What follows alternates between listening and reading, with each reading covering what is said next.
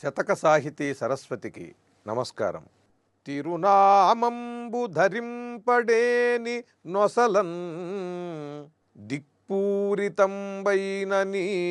వరనామంబు తలంపడేని మదిలో వాంఛించి నీ పాద పంకరుహ శ్రీ తులసీదళోదకము శ్రావండేని వాడేటి నేర్పరి వైకుంఠపురంబు చేర రఘువీరా జానకీ నాయక. ఓ శ్రీరామచంద్ర ప్రభు, తిరునామంబు ధరింపడేని నొసలన్. ఎవడైనా గాని నీ తిరునామాన్ని, ఆ శ్రీతిలకాన్ని నొసట ధరించనట్లయితే దిక్పూరితంబైనని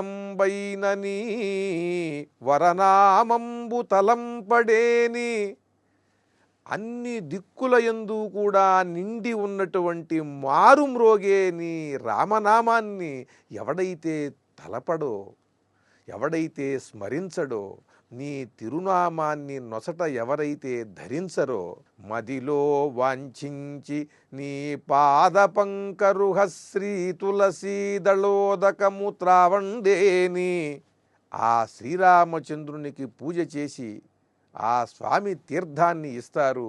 వెళ్ళి ఆ తీర్థాన్ని తీసుకుని సమస్త పాపములను కూడా నశింపజేసుకుని నిర్మలమైన హృదయాన్ని పొంది ఆ శ్రీరాముణ్ణి సేవించాలి అనేటువంటి భావన కలిగి మదిలో వాంఛించి నీ పాద పంకరుహ శ్రీ తులసీదళోదకము, నీ పాద పంకరుహ శ్రీ తులసీదళోదకము, నీ పాదముల నుండి వచ్చినటువంటి ఆ శ్రీ తులసీదళోదకాన్ని, దాన్ని ఎవడైతే సేవించడో వాడేటి నేర్పరి వైకుంఠపురంబు చేర రఘువీరా జానకీ నాయక.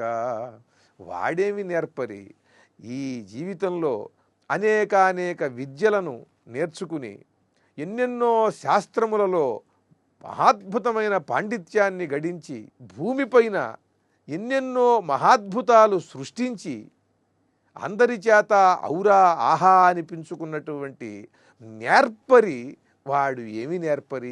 అసలు సిసలైన నేర్పరితనం ఏమిటంటే, నీ పాద పంకరుహ శ్రీ తులసీదళోదకము త్రాగండేని, నీ పాదతీర్థాన్ని సేవించి తిరునామాన్ని నొసట ధరించి దిక్కులంతటా నిండి ఉన్న నీ రామనామాన్ని నిరంతరం ఎవడైతే స్మరిస్తాడో వాడే నేర్పరి. ఏ విషయంలో? వైకుంఠపురంబు చేర, వైకుంఠంలో శాశ్వతమైనటువంటి స్థానం పొందాలి అనంటే ఈ నేర్పరితనం కావాలి కదయ్యా.